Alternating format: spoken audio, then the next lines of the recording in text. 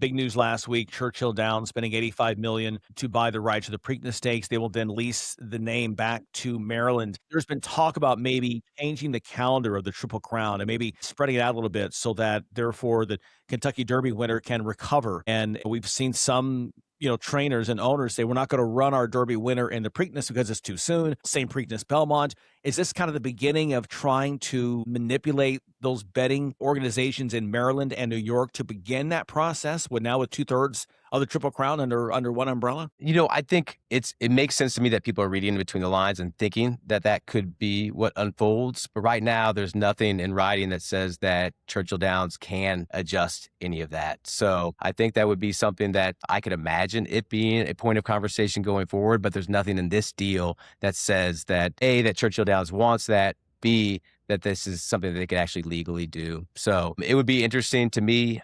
I don't see a problem with it. I know a lot of people get really attached to the tradition. And I love that because tradition is a big part of the culture of this sport and the fan base and et cetera. But it would make sense to me to give these horses a chance to recuperate. It's just a different training. I think it's also a different animal. The breeding of thoroughbreds, they're bred for their speed and not soundness in terms of being able to come back and be war horses and race day in, day out, week in, week out. It's not the same sort of breeding to really support that. So the training methods combined with that does set up where these horses just need some time to recuperate, to get back to their best. And at least that's the belief of a lot of these horsemen. And in terms of the investment too, the investment size is so high. We just saw a horse be purchased for $10 million.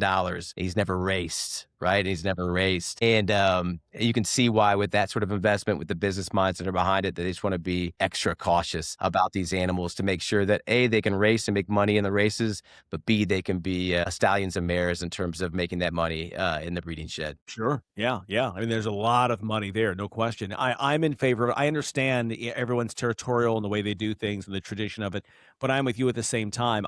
To me, I want to see the Derby winner at the Preakness. I want to see the Preakness winner at the Belmont. And so if you have to expand that calendar, then let's maybe look at that.